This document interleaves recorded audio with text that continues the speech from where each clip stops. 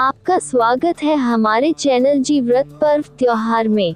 चलिए आज हम आपको बताते हैं जगन्नाथ धाम के इतिहास के बारे में। प्रभु जगन्नाथ कैसे बने जगत के नाथ माना जाता है कि भगवान विष्णु जब चारों धामों पर बसे अपने धामों की यात्रा पर जाते हैं तो हिमालय की ऊंची चोटियों पर बने अपने धाम बद्रीनाथ में स्नान करते हैं, पश्चिम में गुजरात के द्वारिका में वस्त्र पहनते हैं, पुरी में भोजन करते हैं और दक्षिण में रामेश्वरम में विश्राम करते हैं। द्वापर के बाद भगवान कृष्ण पुरी में निवास करने लगे और बन गए जग के नाथ अर्थात जगन्नाथपुरी का जगन्नाथ धाम चार धामों में से एक है। यहाँ भगवान जगन्नाथ बड़े भाई बलभद्र और बहन सुभद्रा के साथ विराजते हैं। हिंदुओं की प्राचीन और पवित्र 7 नगरियों में पुरी उड़ीसा राज्य के समुद्री तट पर बसा है। जगन्नाथ मंदिर विष्णु के 8वें अवतार श्री कृष्ण को समर्पित है। भारत के पूर्व में बंगाल की खाड़ी के पूर्वी छोर पर बसी पवित्र नगरी पुरी उड़ीसा की राजधानी भुवनेश्वर से थोड़ी दूरी पर है। आज का उड़ीसा प्राचीन काल में उत्कल प्रदेश के नाम से जाना जाता था। यहाँ देश की समृद्ध बंदरगाहें थी जहाँ जावा, सुमात्रा, इंडोनेशिया, थाईलैंड और अन्य कई देशों का इन्हीं बंदरगाह के रास्ते व्यापार होता था। पुराणों में इसे धरती का वैकुंठ कहा गया है। ये भगवान विष्णु के 4 धामों में से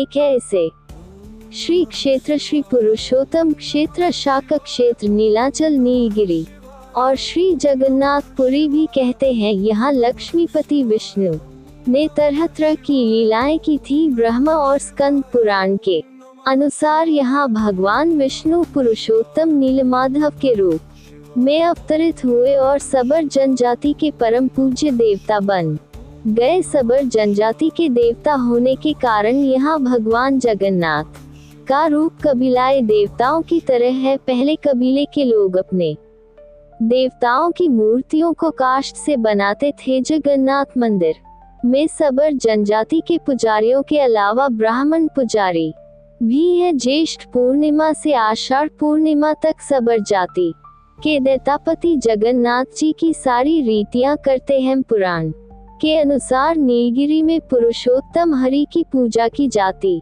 है। पुरुषोत्तम हरि को यहाँ भगवान राम का रूप माना गया है। सबसे प्राचीन मत्स्य पुराण में लिखा है कि पुरुषोत्तम क्षेत्र की देवी विमला है और यहाँ उनकी पूजा होती है।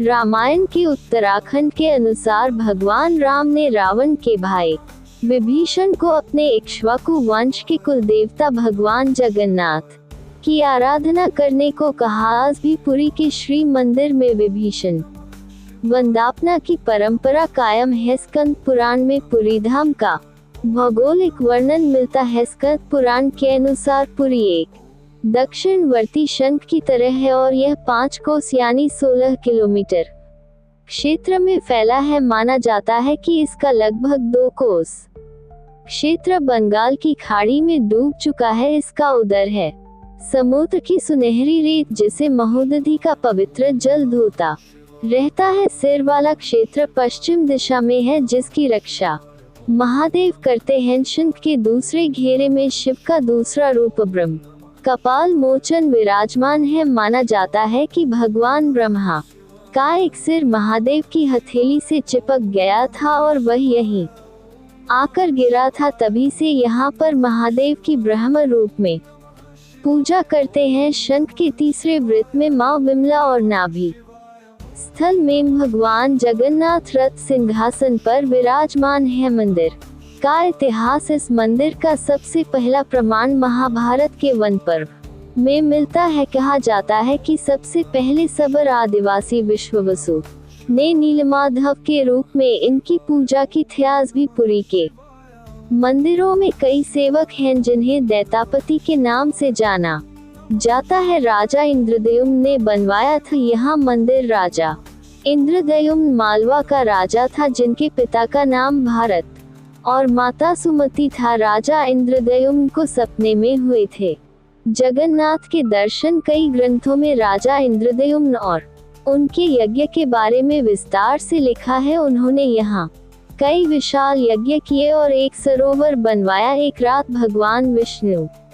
ने उनको सपने में दर्शन दिए और कहा नीलाचल पर्वत की एक गुफा में मेरी एक मूर्ति है, उसे नीलमाधव कहते हैं। तुम एक मंदिर बनवाकर उसमें मेरी यह मूर्ति स्थापित कर।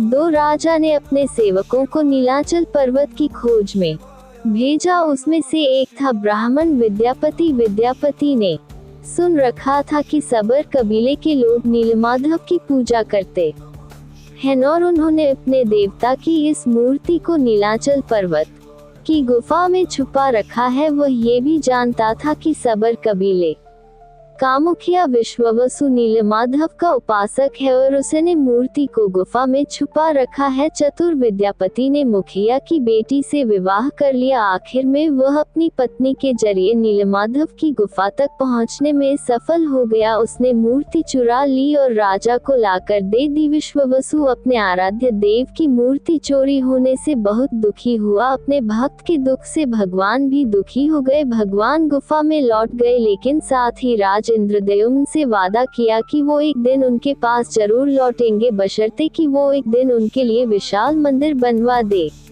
राजा ने मंदिर बनवा दिया और भगवान विष्णु से मंदिर में विराजमान होने के लिए कहा। भगवान ने कहा कि तुम मेरी मूर्ति बनाने के लिए समुद्र में तैर रहा पेड़ का बड़ा टुकड़ा उठाकर लाओ, जो द्वारिका से समुद्र में तैरकर पुरी आ रहा है। राजा के सेवकों ने उस पेड़ के टुकड़े को तो ढूंढ लिया, लेकिन सब लोग मिलकर भी उस पेड़ को नहीं उठा पाए। तब राजा को समझ आ गया कि नीलमाधव के अनन्य भक्त सबर कबीले के मुखिया विश्ववसु की ही सहायता लेना पड़ेगी। सब उस वक्त हैरान रह गए जब विश्ववसु भारी भरकम लकड़ी को उठाकर मंदिर तक ले आया। बारी थी लकड़ी से भगवान की मूर्ति गिरने की। राजा के कारीगरों ने लाख कोशिश कर ली, लेकिन कोई भी लकड़ी में एक छेनी तक भी नहीं लगा सका। तब तीनों लोक के कुशल कारीगर भगवान विश्वकर्मा एक बूढ़े व्यक्ति का रूप धरकर आए। उन्होंने राजा को कहा कि वे नीलमाधव की मूर्ति बना सकते हैं, लेकिन साथ ही उन्होंने अपनी शर्त भी रखी कि वे 21 दिन में मूर्ति बनाएंगे और अकेले में बनाएंगे, कोई उनको बनाते हुए नहीं देख सकता। उनकी शर्त मान ली गई। लोगों को आरी छेनी हथौड़ी की आवाजें आती रही। राजा इंद्रद्युम्न की रानी गुंडचा अपने को रोक नहीं पाए। वह दरवाजे के पास गई तो उसे कोई आवाज सुनाई नहीं दी। वह घबरा गई। उसे लगा बूढ़ा कारीगर मर गया है। उसने राजा को इसकी सूचना दी। अंदर से कोई आवाज सुनाई नहीं दे रही थी, तो राजा को भी ऐसा ही लगा। सभी शर्तों और चेतावनियों को दरकिनार करते हुए